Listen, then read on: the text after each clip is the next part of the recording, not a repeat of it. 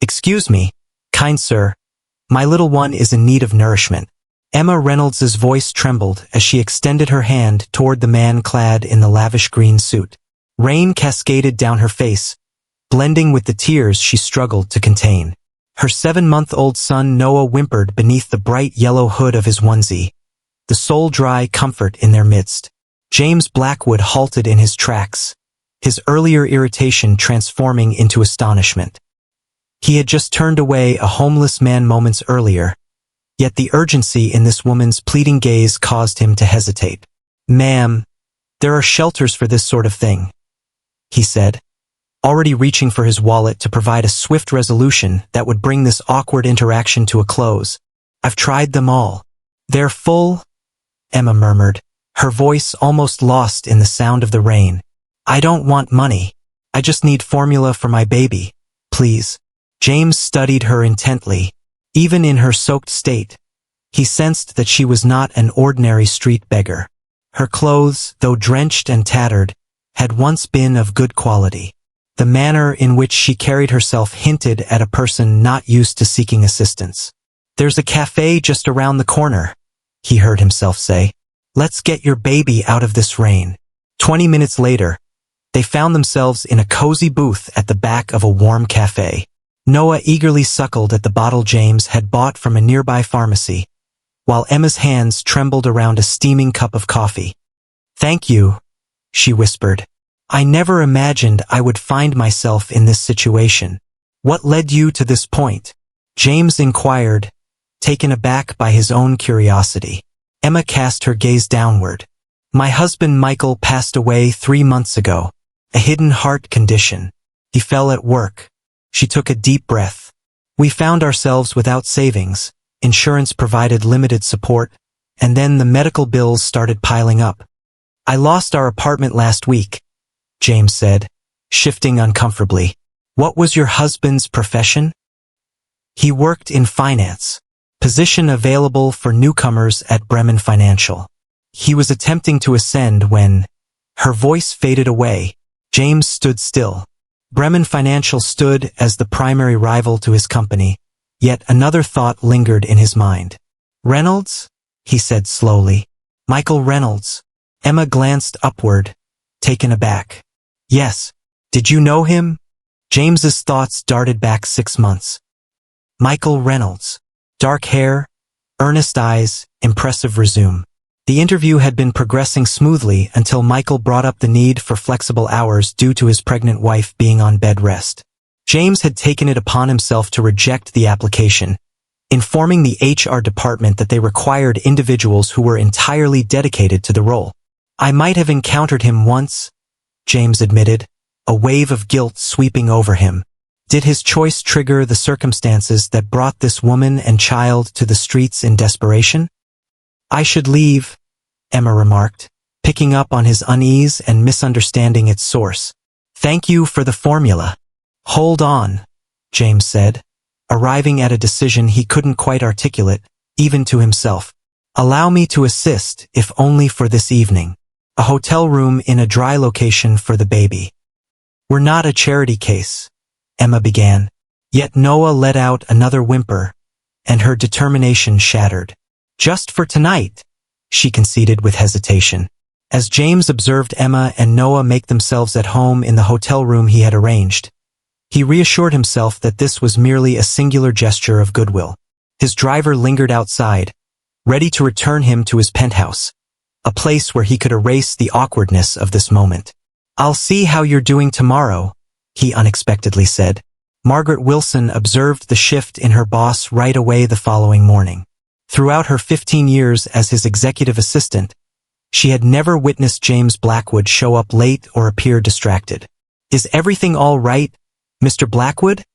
she inquired, setting his customary black coffee on the desk. "All is well, Margaret," he replied, though his gaze continually wandered to the clock. At midday he took hold of his coat. "Cancel my afternoon meetings," he instructed. Margaret arched an eyebrow. "All of them. The conversation about the Brunswick merger is not as significant as this," he remarked, catching both of them off guard. He spotted Emma in the hotel lobby, her suitcase ready, poised to depart. "Where will you go?" he inquired. "I'll come up with a solution," she said, cradling Noah softly in her embrace. "I've been pondering," James remarked, the thoughts tumbling forth before he could scrutinize them.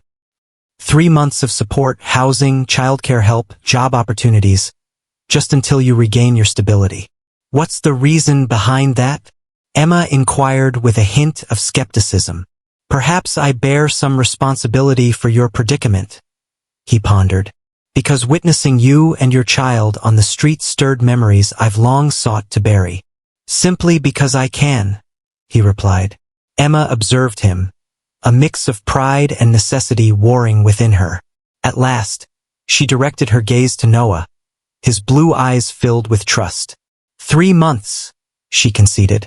"And then we're even," James nodded, unaware that he had just made a choice that would alter the course of 3 lives forever. He stood awkwardly in the modest one-bedroom apartment he had arranged for Emma and Noah. The space was tidy yet unadorned, a far cry from the opulent properties that populated his real estate collection. "It's perfect," Emma said, moving through the cozy living area with Noah on her hip. "I don't know how to thank you." "Don't," James replied, feeling uneasy with her appreciation. "It's just temporary, remember?" 3 months, Emma agreed, softly bouncing Noah as he squirmed. 3 months. "I'll be back on my feet by then, I promise." James observed her as she gently calmed the baby with practiced ease. The gentle exchange reminded him of his own youth, the lack of such soft gestures, the endless transitions from one family member's house to another after his parents departed. "I've arranged a stipend for necessities," he remarked, grounding himself in the moment. "And there's a daycare just 2 blocks away with an available spot." "I can't afford daycare," Emma declared, her pride flaring visibly. "It's part of the arrangement," James maintained. "You can't interview for jobs with a baby in tow." Emma wanted to dispute this, yet she recognized the truth in his words. "I'll pay you back every cent," James nodded, though he had no intention of accepting repayment. "I have a few contacts at Boston General. Qualified nurses are always in demand." "I need to renew my certification," Emma confessed. "After I got pregnant, I cut back on my hours. Then, with Michael's condition," she paused, her voice fading away. "I'll look into expediting that," James said, already making mental notes to call the hospital board chairman who owed him a favor. That evening, Margaret glanced up from her desk as James stepped out of his office at 6:30, a full 2 hours earlier than his usual departure time.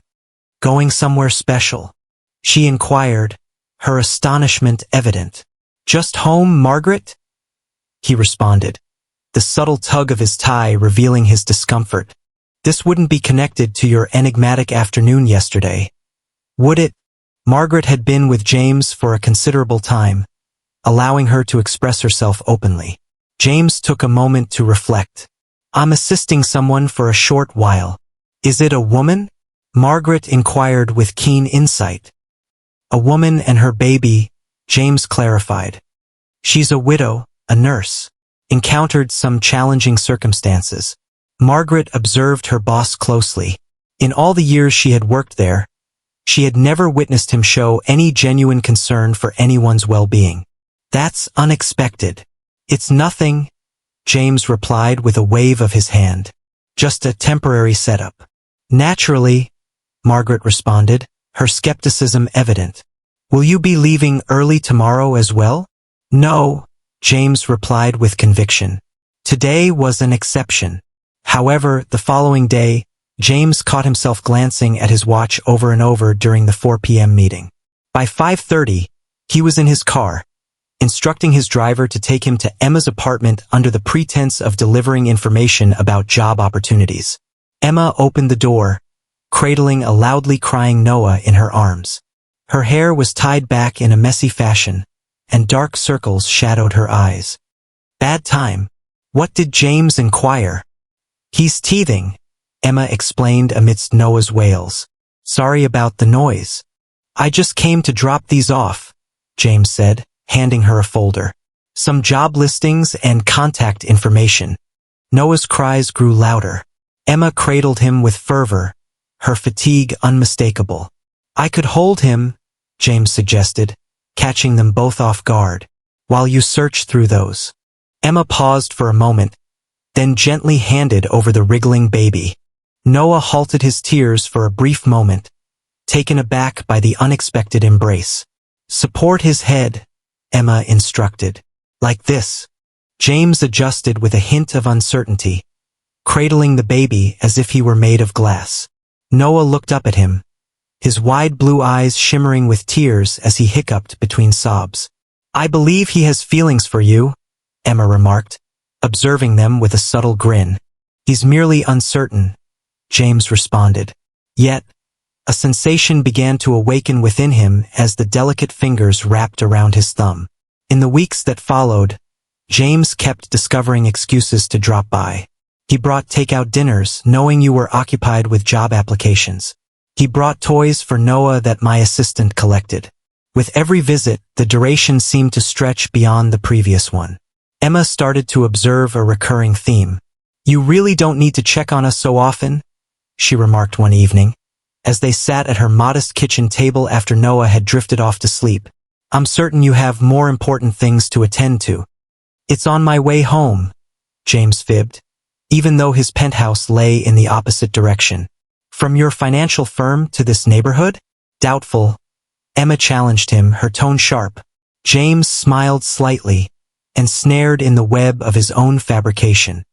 Maybe I like the company, Emma remarked, her gaze piercing as she studied him. You have no one waiting at home? Just work, James confessed. That sounds lonely, Emma replied gently. James tensed up. I like it simple. But here you are, making things complicated with us. Emma noted. James remained silent in the face of that reality. The following morning, Margaret walked into his office, coffee in hand, wearing a knowing expression. You seem tired today, sir. Is it late at night? I was going over the Eastman proposal, James said, avoiding her gaze. Naturally, Margaret responded. So, how's your little setup working out? James glanced up with a sudden intensity. All right. Emma is scheduled for an interview at Boston Medical Center next week. Emma, Margaret echoed with contemplation.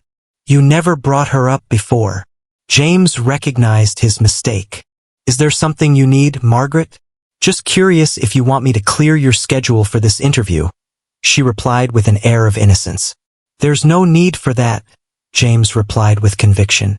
As the day of Emma's interview dawned, James felt compelled to send her a message. Wishing you the best of luck today. Hours later, Emma finally replied. Landed a part-time gig. Noah marked the occasion by spitting up on my favorite blouse.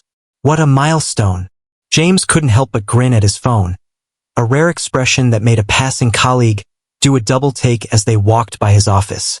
That evening, James arrived at Emma's apartment, flowers in hand to commemorate her new job, along with takeout from an upscale restaurant.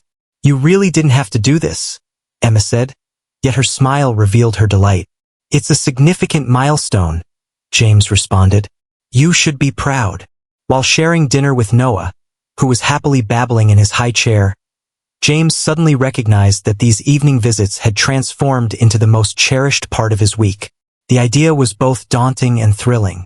You are definitely coming to Noah's birthday party. And that's that, Emma declared, presenting James with a handmade invitation decorated with wobbly animal stickers. It's this Saturday at 2. They stood in Emma's kitchen, now illuminated by a vase of wildflowers and children's artwork affixed to the refrigerator. In just 2 months, the once empty apartment blossomed into a warm and inviting home. I don't do children's parties, James protested, yet he meticulously tucked the invitation into his jacket pocket. I wouldn't know what to bring. Just yourself, Emma replied, cleaning pureed carrots from Noah's chin. He lights up when you visit. Have you not observed? James had observed. The infant who previously observed him with wary intrigue now extended chubby hands and erupted in joyful laughter. The sensation was simultaneously exhilarating and daunting. I have a meeting Saturday, he fibbed. Emma shot him a knowing glance. Cancel it. The straightforwardness that had initially caught James off guard during their rainy meeting persisted in testing him. Emma regarded him not as James Blackwood, the wealthy financier, but merely as James, a person who required a few more nudges to find joy. Saturday dawned with James positioned outside Emma's door, grasping an oversized stuffed elephant and feeling completely out of his element. Inside, he discovered not the grand festivities he had dreaded, but rather an intimate assembly. Emma's elderly neighbor, Mrs. Chun, 2 mothers with babies from Noah's daycare, and a colleague from the clinic. James, Emma called, beckoning him with a wave. She was dressed in a modest blue dress, her hair cascading freely over her shoulders. You came. I said I would, he responded, a sense of relief washing over him. Noah caught sight of James from his high chair and let out an excited squeal, arms reaching out. See, Emma beamed. Guest of honor approves. With a hint of hesitation, James lifted Noah from the chair, still grappling with the nuances of proper baby handling technique, even after months of visits. Noah swiftly seized James's tie with unexpected force. He has excellent taste, Mrs. Chun remarked, observing them with an insightful gaze. Isn't it a lovely silk? It's just a tie, James replied, carefully pulling it from Noah's grasp, only for the baby to latch onto his finger instead. The intimate gathering unfolded with cake and gifts. James perched rigidly on Emma's sofa, watching the effortless exchange between the mothers, their dialogue seamlessly shifting from parenting woes to professional hurdles. They embraced Emma as one of their own, their acceptance untouched by awareness of her recent circumstances. You look like you're awaiting execution, Emma teased, settling next to him as Noah fiddled with the wrapping paper on the floor. I'm not good at this, James confessed. Social gatherings. The financial expert who seals million-dollar deals is intimidated by a child's birthday celebration? Business is simple. This is, James gestured vaguely. Personal, Emma observed him closely. You don't share much about yourself, do you? Before James could respond, Emma's phone rang. She stepped into the kitchen to take the call, coming back moments later with an unreadable expression on her face. Is everything all right?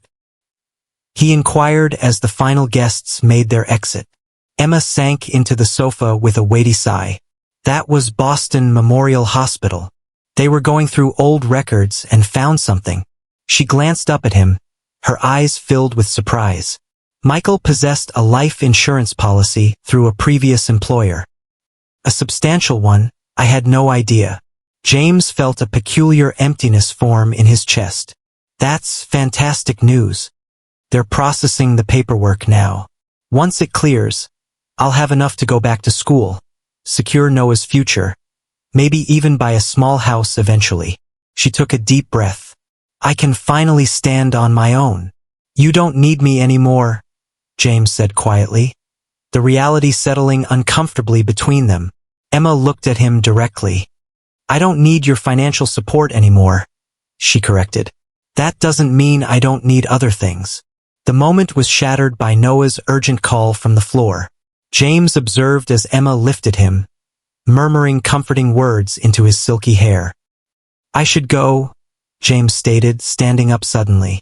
Congratulations on the news. James, Emma called just as he arrived at the door. Will you still come visit us? He turned, a flicker of doubt crossing his face. Their agreement had defined boundaries, 3 months of assistance, a sort of business deal. However, this recent turn of events altered the entire situation. Would you want me to? Noah would miss you, Emma said, then added more softly. So would I. An unfamiliar warmth blossomed in James's chest. Then I'll visit. Later that evening, in the solitude of his penthouse adorned with immaculate decor and a breathtaking view of the city, James poured himself a drink. The revelation about the insurance should have brought him a sense of relief. His duty completed ahead of the full 3 months, his conscience regarding Michael unburdened. Yet he found himself feeling strangely empty. The elephant he had purchased sat on his dining table, a counterpart to the one he had gifted to Noah. He had bought it on a whim, believing the pair represented their bond in some way. His phone buzzed with a message from Emma. Noah won't go to sleep without his new elephant. Thank you once more for being here today. Included was a picture of Noah holding the stuffed toy, his eyes drooping with slumber. James gazed at the image, lingering in its details more than he intended. The peculiar void within him grew larger. He surveyed his pristine apartment, each item perfectly positioned, nothing amiss and completely lacking in vitality. The following morning, Margaret stepped into his office, taken aback to see him already seated at his desk, poring over documents. "You're early," she noted. "What did you think of the birthday party?" James glanced upward, dismissing any curiosity about how she was aware. "Indeed, Noah is growing rapidly." Margaret beamed at the mention of the baby's name. "Children have a way of doing that." She paused, observing him closely. "You've changed since they entered your life." "They're merely individuals I'm assisting," James replied, a hint of defensiveness in his tone. "Certainly, sir," Margaret responded, her skepticism evident. "Oh, and Miss Reynolds rang while you were in the bathroom. She inquired whether you could be free to look after Noah tomorrow night, while she goes for a job interview. I went ahead and cleared your schedule." "You did what?" James exclaimed, looking startled. "Margaret, I can't take care of a baby. I have no idea what to do with a baby for an entire evening." "I believe that's her point, sir," Margaret replied with a smile. "Some things can't be learned from books or boardrooms." James wanted to object further, but found himself texting Emma instead. "Margaret mentioned that I have the evening free tomorrow. At what time should I get there?" Emma replied promptly. 6 p.m. "Pack some comfy clothes." Noah really knows how to hit his target with those pureed peas. Even though he tried to convince Margaret otherwise, James couldn't shake off a surprising sense of excitement. It was a thrilling experience, filled with fear and excitement, completely different from the meticulously organized existence he had known. After years of routine, James Blackwood found himself venturing into unfamiliar realms, and to his surprise, he wasn't seeking a way out. "I'm repaying you," Emma announced, setting an envelope down on James's desk during an unusual visit to his office. "Every penny you spent on us." James glanced up from his computer, taken aback by her sudden presence and the resolute expression on her face. "That wasn't the deal." "There is no deal anymore," Emma replied, crossing her arms. "The insurance money came through. I'm standing on my own now." James turned a blind eye to the envelope. "You don't need to do this." "Yes, I do," Emma replied, her tone gentle. "For my pride. For Noah's future. I need to know we made it because of our own strength, not just your charity." The word charity stung more than James expected. After his disastrous yet oddly fulfilling evening of babysitting Noah, during which he discovered just how challenging infant care could be, he began to view his relationship with Emma and Noah as something deeper than mere obligation. "It wasn't an act of kindness," he said at last. "So what was it?" Emma pressed. James found himself at a loss for words. Margaret rescued him from having to reply by showing up at the entrance. "Ms. Reynolds, what a delightful surprise," Margaret said with warmth. "I see you've encountered the other half of Mr. Blackwood." Emma arched an eyebrow at James, who appeared unusually flustered. "Margaret refers to my better judgment," he explained quickly. "She's been by my side for 15 years, Margaret said with a smile, "and is still attempting to teach him the basics of human interaction.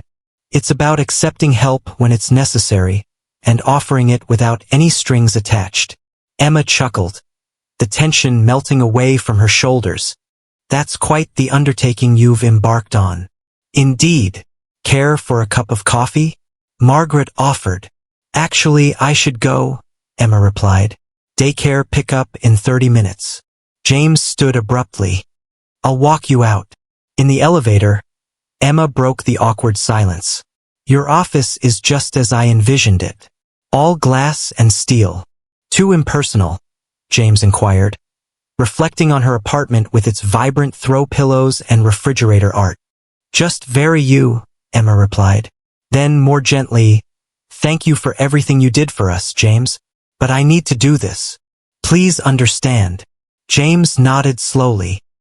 "I understand pride, but sometimes friendship means accepting help." "Friendship?" Emma questioned, a small smile playing at her lips. "Unless you have another term for it," James responded, astonishing himself with his audacity. The elevator doors slide open to reveal the lobby. "Shall we go out for dinner?" Emma proposed. "Friday evening. My space. I'll cook." "You don't need to." "Not charity," Emma interjected. "Just dinner. Between friends." James couldn't help but smile. "I'd like that." Friday evening found James at Emma's door, clutching wine and flowers, feeling more anxious than he ever did before a business merger. "You arrived ready for a fight," Emma joked, observing his suit as she welcomed him inside. James looked down at what he was wearing. "I just got back from work." "Always working." Emma shook her head. She donned a modest dress, her hair cascading freely around her shoulders. "Noah's already asleep, so we can enjoy our meal like grown-ups. No food throwing involved." Dinner was straightforward yet delightful. Homemade pasta and salad. James observed Emma as she navigated her kitchen with ease, a stark contrast to his own untouched space. "You never mention your past," Emma noted, as they sank into the sofa afterward. 15 years with Margaret," he mused, "but never more than work acquaintances." James swirled his wine thoughtfully. "I maintain clear boundaries. Work is work." "And what does personal mean?" Emma inquired softly. James paused, a silence enveloping him. "There hasn't been much of that." "Why not?" The straightforwardness of her inquiry would have ruffled his feathers months prior. Now, it seemed to grant him the freedom to unlock doors that had remained shut for so long. "My parents left when I was 8, he finally admitted. "No warning. Just gone one day. I moved from one relative to another, each making it evident that I was an unwelcome burden." Emma's expression softened. "Apologies. I concluded from the start that relying on others was perilous." James went on. "Better to rely on oneself." "That sounds lonely," Emma remarked, echoing her sentiments from weeks past. "It was efficient," James replied, making a correction, "until a woman with a baby ambushed me in the rain." Emma smiled. "We didn't ambush you. You changed everything," James admitted quietly. The moment lingered in the air, delicate and fresh. Emma reached for his hand, her touch warm and certain. "Noah has his checkup tomorrow," she said, changing the subject slightly. "Would you like to come?" "To a doctor's appointment?" James inquired, taken aback. "He brightens at your presence. As if he understands your significance in some way." Emma held his hand tightly. "You are, significant to us." James sensed a shift within him, not with pain, but akin to ice melting as spring arrives. "I would like to join." The pediatrician's office was vibrant, with cartoon characters adorning the walls, and toys strewn across the waiting areas. James sat rigidly in a chair that was too small, while Noah fiddled with plastic keys on his lap. "You're quite adept with him," the doctor noted, as she assessed Noah. "Most dads feel a bit anxious with their first babies." James started to speak, but then he noticed Emma's gaze. She offered a slight shrug, placing the choice in his hands. "He makes it easy," James remarked, even catching himself off guard. Later, as they strolled through the park with Noah in his stroller, Emma brought up the topic. "You didn't correct the doctor." "Was I supposed to?" "What did James inquire?" "It depends," Emma replied, "on what you want this to become." James halted his steps. "What do you wish for it to be?" Emma's gaze was unwavering, defiant. "I desire a person who recognizes Noah and me as individuals worthy of care, rather than issues to be fixed. I seek someone who arrives not out of obligation, but out of genuine choice."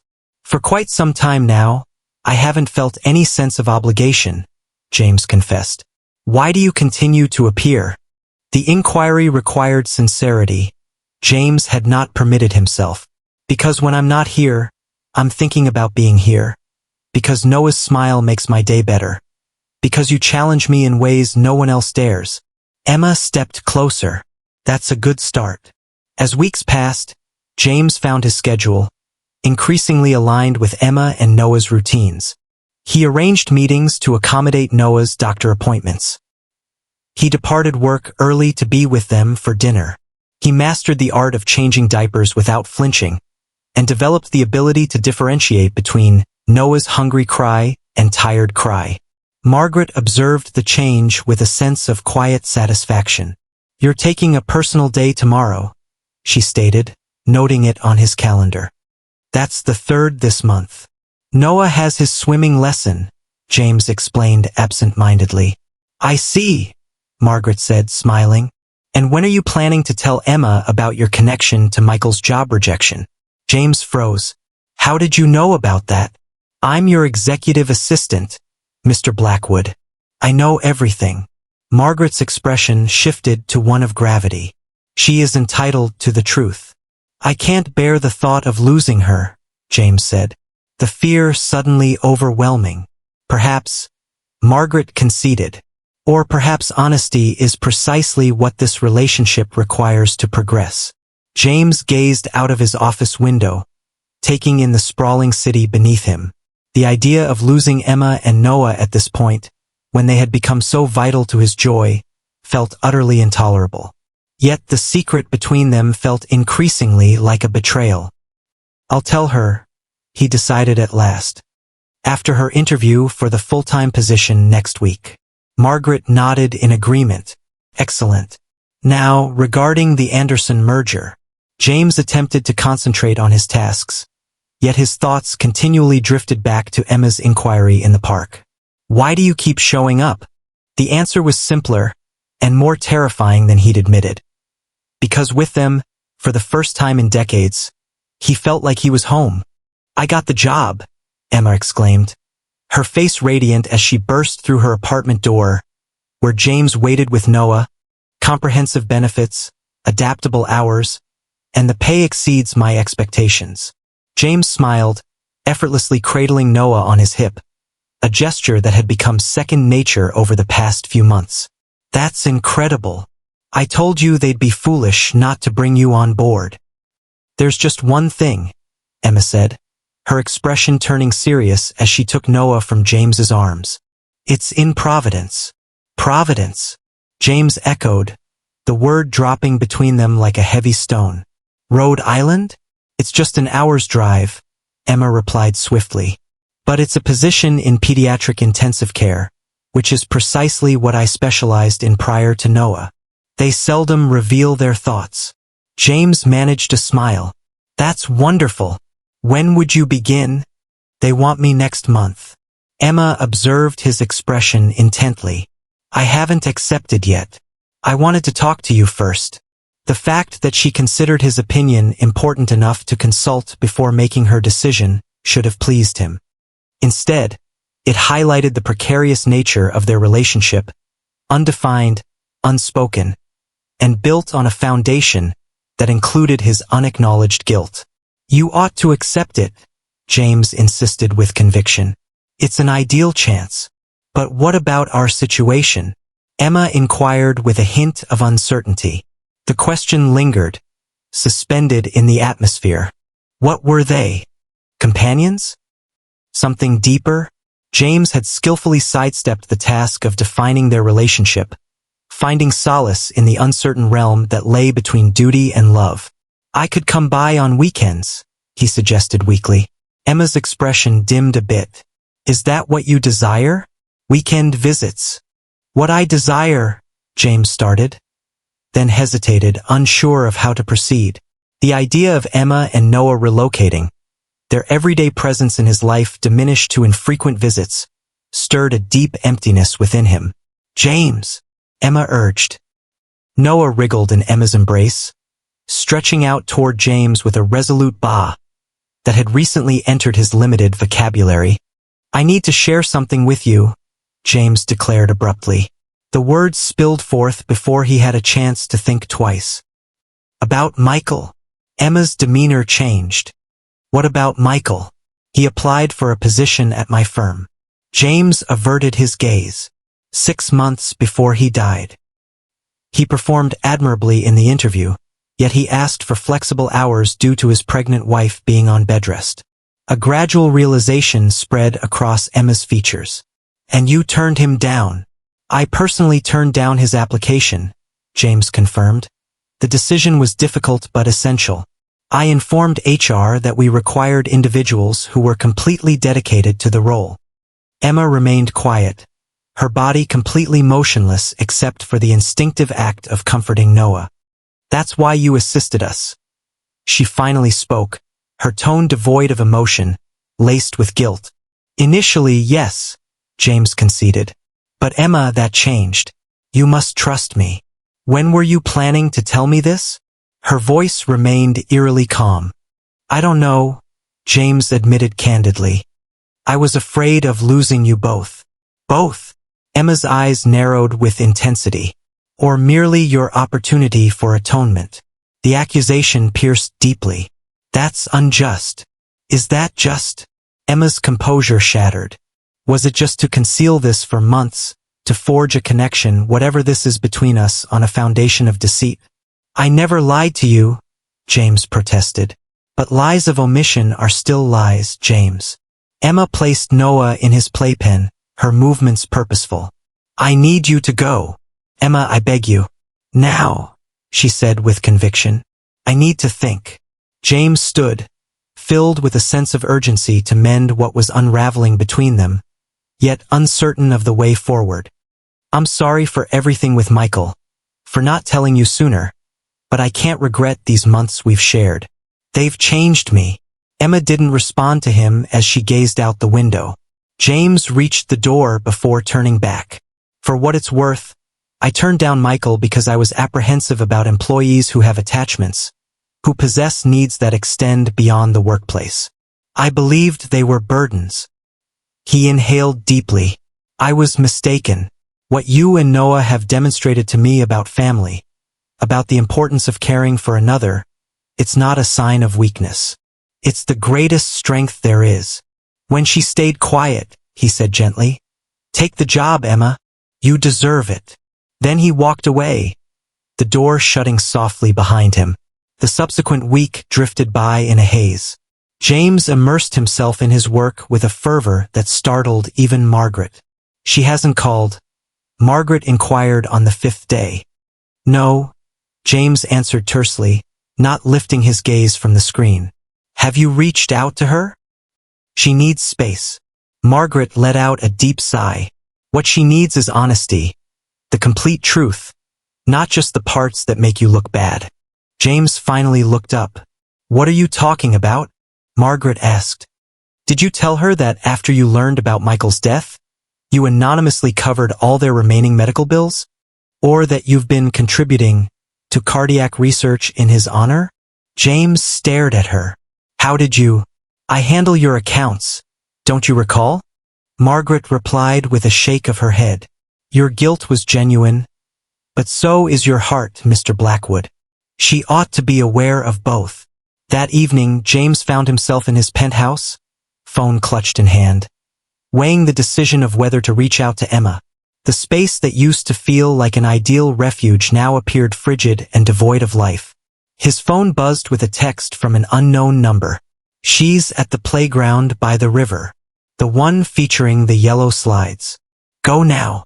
James recognized Mrs. Chen's style immediately, though he'd never given her his number. It seems that Emma's neighbor possessed her own network of informants. 20 minutes later, he noticed Emma perched on a bench, observing Noah as he made his way across the playground's rubber surface. She glanced up as his shadow loomed over her. Margaret informed me, she stated bluntly, regarding the medical expenses, about the contributions. James settled next to her, maintaining a deliberate distance between them. I ought to have shared this with you directly. Yes, you should have. Emma observed Noah as he roamed the playground. I've had a lot of time to think this week. And, James asked, trying not to sound as desperate as he felt. I'm still angry. But I'm also tired of being angry, Emma admitted. Michael wouldn't want that for us. U.S. James repeated cautiously. Emma turned to face him. I cherished my husband. He was a wonderful man.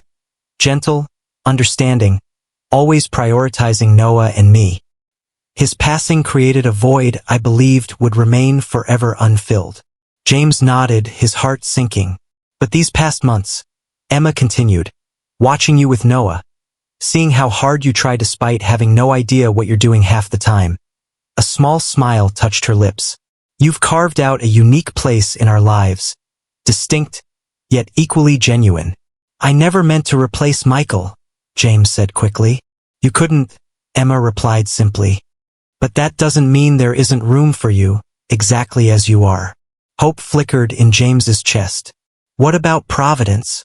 I accepted the position, Emma replied. It's the best decision for my career, for Noah's future. James nodded, making an effort to conceal his disappointment. I understand. But I don't want weekend visits, Emma continued. I desire something deeper than that. James gazed at her, perplexed. What do you mean? I'm saying, Emma met his eyes steadily, that I need to know what you want, James, not out of obligation or guilt or even friendship. What is it that you desire? The inquiry laid bare all his barriers. In the straightforwardness of her inquiry, there lay the freedom to respond with sincerity, perhaps for the very first time in his grown-up existence. I long to be in the place you and Noah share, he murmured gently. Not merely a visitor, not just a helper, but fully integrated into your lives. I desire mornings and evenings, and all the moments in between. Emma's eyes sparkled. Even if that signifies Providence? Even if it signifies the moon? James responded promptly. I have the ability to establish a branch office in any location. What I cannot do is substitute what you've bestowed upon me. An opportunity to cherish someone beyond my own needs. Emma extended her hand, her fingers weaving with his. Perhaps we ought to consider dating in a more traditional sense first. Wouldn't you agree? James chuckled, the tension dissipating. Is that what typical folks do? I don't believe anything about us has ever been ordinary. Emma grinned, resting her head on his shoulder, while they observed Noah, delight in the wonder of sand toys. Later that evening, as they strolled back to Emma's apartment with a drowsy Noah nestled between them, James sensed a buoyancy he hadn't felt in decades. The future lay ahead, shrouded in uncertainty, filled with practical challenges and emotional landscapes he had yet to traverse. Yet, for the first time since that fateful rainy evening altered his path, James Blackwood found himself unafraid of the unknown. He embraced it. Are you certain about this? Emma inquired, observing James toss yet another designer suit into the donation pile. Your whole wardrobe doesn't require a complete transformation just because we're relocating to Providence. 8 months following their playground reconciliation, Emma's apartment resembled a labyrinth of boxes. Noah navigated the disorder, finding joy in the new jungle gym of packing materials. These aren't practical for chasing a toddler, James replied, holding up Italian leather shoes. Besides, I have to fit in with the other dads at daycare. Emma chuckled. I don't believe daycare dad is a recognized dress code. You haven't experienced the scrutinizing gazes at drop-off, James remarked earnestly, his eyes sparkling with mischief. It's a fierce arena. The transformation in James still amazed Emma.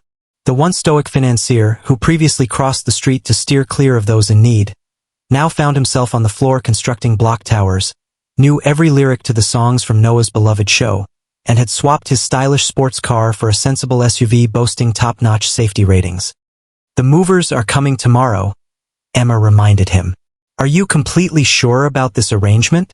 James placed the shoes aside and gently took her hands. Living in Providence 4 days a week and Boston 3 makes perfect sense. I can handle the Boston office, while expanding the Providence branch, and the commute doesn't faze you. After 15 years of relentless dedication, an hour's drive is a minor sacrifice for what truly matters. James drew her in closer. Do you find yourself reconsidering? It's not about us, Emma clarified. I'm just concerned that you might end up resenting the changes in the long run. James glanced at Noah, who was methodically emptying a box of kitchen utensils. How could I harbor resentment toward that which provided me with everything I never realized I needed? Their new routine had evolved over time. James dedicated his Monday through Thursday to Providence, laboring from the modest branch office he had established, while also sharing the beautifully renovated Victorian house that Emma had acquired with her insurance funds. Fridays through Sundays, he returned to Boston to handle matters at the main office. The arrangement had its flaws, yet it connected their worlds as they navigated their future. Margaret called, Emma mentioned, snatching a wooden spoon from Noah before he could turn it into a drumstick on the hardwood floor.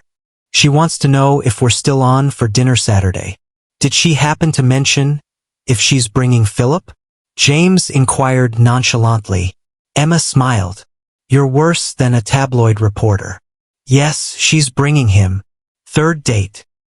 That's great for her, James said with genuine sincerity. His relationship with Margaret had evolved from purely professional to genuine friendship, another unexpected change he'd embraced. Their Boston dinner with Margaret and her new gentleman friend went surprisingly well. Noah charmed everyone at the restaurant, though most of his meal ended up decorating James's shirt. You carry the weight of parenthood gracefully, Margaret noted, as they lingered for dessert. Both of you. He's had quite the journey of growth, Emma said, smiling at James. But he learns fast. Some things are worth the effort, James replied, his hand finding Emma's under the table. Later that night, after returning to James's penthouse where they stayed during Boston visits, Emma found him standing on the balcony overlooking the city. Noah descended swiftly, she remarked, accompanying him. All that attention wore him out. James nodded, his expression contemplative. I've been contemplating this place. The penthouse, what's the deal with it? I barely touch it these days. For days a week, it remains untouched. Emma rested against the railing. It's a good investment property. It's more than that, James said. It represents who I was before you and Noah, someone who valued things over connections. You've changed, Emma reminded him, which is why I'm selling it, James declared. I've already spoken to a realtor. Emma stared at him. Yet, your affection for this place is undeniable. I adored what it symbolized. Success, status, isolation. James turned to confront her. Now it simply feels devoid of substance. Every time we depart on Sunday night, I find myself counting the hours until I can return to Providence. Are you suggesting? I'm suggesting that I wish to make Providence my permanent home.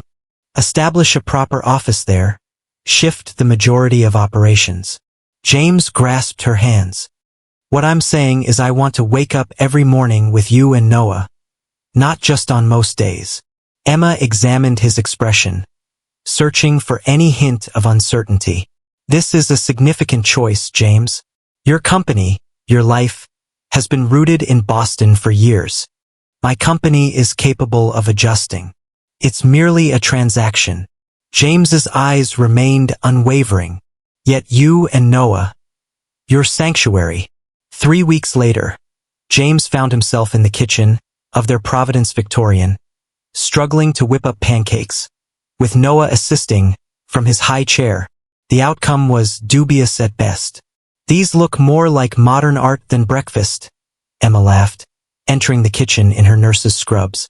The recipe didn't account for a toddler assistant, James defended, wiping batter from his cheek. I'm bringing home dinner tonight, Emma reminded him.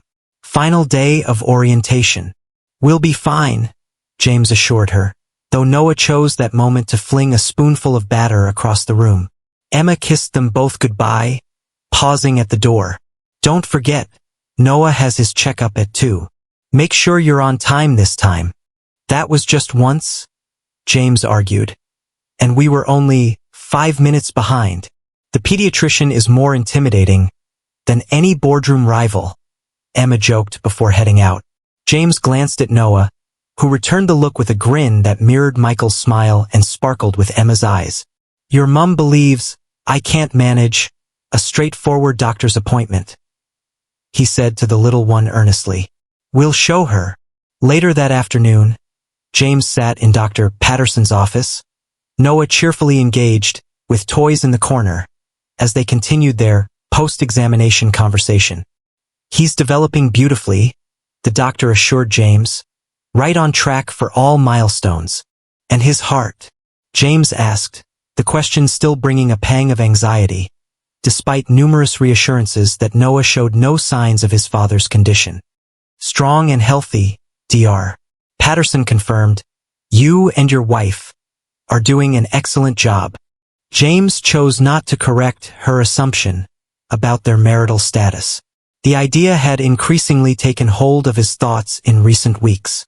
That evening, after Emma returned home and Noah was finally asleep after 3 bedtime stories and 2 songs, James joined her on the porch swing that had become their nightly retreat. How was the checkup? Emma asked, curling against him in the cool spring air. Perfect health, according to Dr. Patterson, James replied, his arm around her shoulders. She referred to me as Dad once more. Emma beamed. You essentially are. Legally, I'm nothing, James said carefully. If something happened to you, I'd have no rights to Noah. Emma sat up straighter. Are you worried about that? I've been thinking about a lot of things lately. James took a deep breath. Concerning the future, regarding our relationship, and what insights have you come to? Emma's voice was gentle, yet unwavering. I aspire to be Noah's father in every conceivable manner. James turned to face her fully, and that I want to be your husband if you'll have me. Emma's eyes widened. James, wait, he interrupted gently. Allow me to complete my thoughts. I understand this may not be the most enchanting backdrop for our discussion, but it feels appropriate. This porch, this house, you and Noah, it's everything I never knew I wanted. Emma's eyes sparkled in the porch light. I'll never replace Michael, James said. I wouldn't want to. He gifted you Noah, and he's an integral part of your identity. But I'm hoping there's space in your heart for a new story, one we create together. Are you asking me to marry you? Emma whispered. James smiled. Not yet. I'm seeking your blessing to propose to you the right way, with a ring in hand, and perhaps in a place more enchanting than our porch swing. Emma laughed through gathering tears. Since when do you ask permission for anything? Since a woman and her baby in the rain taught me that some things are worth doing right. James brushed a strand of hair from her face. So, may I propose to you, Emma Reynolds? Not today, but it will happen soon. Emma leaned forward, pressing her forehead against his. I think I'd like that very much. As they sat entwined on the swing, James thought about the rainy evening that had changed everything. How the most desperate moment of Emma's life had become the salvation of his own. How Noah's hunger had resulted in James's heart being filled. He understood that their journey ahead would not be free of obstacles. Merging lives was never easy. But for the first time in his life, James Blackwood found himself exactly where he was meant to be, swaying gently on a porch swing, with the woman he cherished by his side, and a sleeping toddler he had come to regard as his own just inside. It was chaotic. It was intricate. It was flawless. Rain cascaded from a steel-gray sky, reminiscent of the evening 3 years prior, when a desperate young mother had approached a stern businessman on a bustling downtown Boston street. Today, however, James Blackwood stood resolutely in the pouring rain, glancing at his watch with a sense of anxious expectation. The small plaza where he waited had once been merely a thoroughfare between office buildings. Now it featured a covered playground with bright yellow slides and swings, a transformation funded by an anonymous donation to the city. Only James, Emma, and Margaret understood the importance of this specific place. "Are you certain about this?" Margaret inquired, standing next to him beneath a large black umbrella. "Most individuals propose in restaurants or at scenic viewpoints, not intentionally in the rain." "We're not like most individuals," James responded, adjusting his tie for the 5th time. "Is everything prepared?" Margaret nodded. "Emma thinks she's meeting you for lunch after Noah's daycare drop-off. Mrs. Chun is bringing Noah at exactly noon, as arranged." James checked his watch again. 11:55. "And you're certain Emma doesn't suspect anything? After 3 years. Have I ever let you down?" Margaret's expression softened. "She'll be here. Relax." James took a deep breath. The past year had brought more changes than he could have imagined. The Providence office had thrived under his guidance, ultimately evolving into the company's main hub. His penthouse had been sold to a tech entrepreneur for well above the asking price. Noah had officially become their son in language, if not yet legally, calling James daddy with the natural ease of a child who feels completely secure in love. And Emma, beautiful, strong Emma, had become the center of his world. Their relationship had deepened through everyday moments, midnight fevers and toddler tantrums, Sunday morning pancakes and impromptu dance parties in the kitchen. James had learned that true intimacy wasn't found in grand gestures, but in the quiet commitment to show up day after day for the people you loved. "There she is," Margaret whispered, nodding toward the corner. James turned to see Emma hurrying toward them, confusion evident on her face as she spotted them standing in the rain. She wore a blue dress under her raincoat, the same shade as the one she'd worn at Noah's first birthday party. "James, Margaret," Emma called as she approached. "What's going on?" "I believed we had arranged to meet at Carlisle's for lunch." "Change of plans," James replied, stepping out from under Margaret's umbrella so that the rain fell freely on his shoulders. "Do you recognize this place?"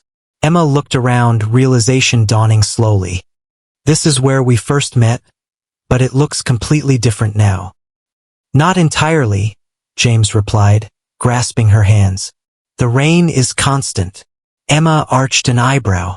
"You intentionally chose to propose in the rain?" James chuckled, not at all surprised that she had pieced it together so swiftly. "Some of our most cherished memories have unfolded amidst the rain. Some of our worst, too," Emma reminded him, but she was smiling. "That's kind of the point," James said. Behind Emma, he spotted Mrs. Chun approaching with Noah right on schedule. "Our story began in the darkest hour of your life. Yet look at what has blossomed from it." He gestured to Noah, who slipped away from Mrs. Chen's grasp and dashed toward them, his yellow raincoat billowing. "Mummy, Daddy, I have a surprise." Emma turned, her expression soft as Noah barreled into their legs. "You're involved in this as well?" Mr. Noah nodded with gravity, reaching into his raincoat pocket with focused determination. He retrieved a small velvet box, slightly compressed from his hold. "I helped pick it." Emma looked from Noah to James, her eyes bright with understanding. "All 3 of you planned this?" 4, Margaret corrected with a smile. "Someone had to manage the details." James accepted the box from Noah, then knelt on one knee, indifferent to the way his designer pants pressed against the wet concrete. The rain fell steadily around them, yet somehow it felt just right. A perfect circle, completed. "Emma Reynolds," James began, voice steady, despite the emotion threatening to overwhelm him. 3 years ago, you asked me for help feeding your son. What you didn't know was that you were nurturing something within me that had been yearning for decades. The desire to connect, to hold significance for someone, to prioritize others over myself. Emma's eyes brimmed with tears as Noah nestled against her legs, observing with a quiet intensity. "You showed me that real strength comes not from being alone, but from having the bravery to be open." James went on. "You and Noah became the family I never imagined I'd find, the home I never realized I was missing." He opened the box, revealing a sapphire ring surrounded by small diamonds. This goes beyond the confines of marriage. It's about formalizing what we already understand. We're stronger united than divided. Will you marry me, Emma? Will you allow me to be Noah's father, not just in my heart, but legally as well? Say yes, Mommy. Noah Stage whispered loudly, prompting laughter from the small gathering of observers who had stopped to watch. Emma knelt down to James's level, bringing Noah into their circle. Yes, she said simply, her smile radiant despite the rain soaking them all. To everything. James slipped the ring onto her finger, his hands slightly trembling, then pulled both Emma and Noah into an embrace, oblivious to the rain or the applause from onlookers. I have one condition, Emma said as they stood, three figures huddled close against the rain. Anything, James promised. Our wedding day needs to be sunny, Emma said firmly. I draw the line at a rainy wedding. James laughed, feeling lighter than he had in his entire life. I believe that can be organized. 6 months later, under a brilliantly clear autumn sky, James stood watching Emma walk toward him across the garden of their Providence home. Noah preceded her as ring-bearer, his small face serious with the responsibility. Margaret stood beside James as his best person, her eyes glistening with unshed tears. The ceremony was intimate, just a handful of close friends and colleagues who had grown to feel like family. Mrs. Chun wiped away tears in the front row. Having declared herself Noah's honorary grandmother months ago, as Emma reached him, James felt the final pieces of his once fractured life slide perfectly into place. The businessman who had once valued nothing but wealth and status now understood the true meaning of riches. The trust in Noah's hand when he reached up to be carried, the love in Emma's eyes across the dinner table, the home they had built from unlikely beginnings. Ready? Emma whispered, taking his hand. James nodded, squeezing her fingers gently, for everything. Later, as evening fell and their guests danced under string lights in the garden, James found himself standing slightly apart, watching Emma twirl Noah around the makeshift dance floor. The sight of them, his family, filled his chest with an emotion too profound for words. A rather distinct perspective, Margaret remarked, as she approached him with 2 glasses of champagne. Much better, James agreed, accepting the offered glass. Thank you, Margaret, for everything. I merely fulfilled my responsibilities, she replied modestly. No, James countered, shaking his head. You recognized something in me that I was blind to. Without your encouragement, I might never have revealed to Emma the truth about Michael. Margaret smiled, observing the dancers. Some individuals simply require a gentle push toward what already resides in their hearts. As Emma glanced up and met his gaze across the garden, James felt the irresistible draw that had captivated him from the start. He returned his glass to Margaret and approached his wife and son, pulled into their presence as surely as the tide meets the shore. Daddy, dance, Noah insisted, reaching up with an air of toddler command. James lifted him, placing the boy on his hip, while his other arm wrapped around Emma's waist. The 3 of them swayed together under the stars, a complete circle. Happy? Emma inquired gently. James gazed at the unexpected family before him, the desperate mother and her hungry baby, who had caught him off guard in the rain, forever altering the course of his life. Beyond words, he replied with sincerity. Beyond measure. And as Noah's head drooped sleepily against his shoulder, and Emma leaned into his embrace, James Blackwood knew with absolute certainty that the greatest wealth he would ever possess was right here in his arms, a truth he never would have discovered had he not stopped that rainy evening to answer a mother's desperate plea. At times, he pondered, the most significant journeys start with the most basic, please. I beg you, sir. My child is in need of nourishment. And occasionally, the response can alter everything.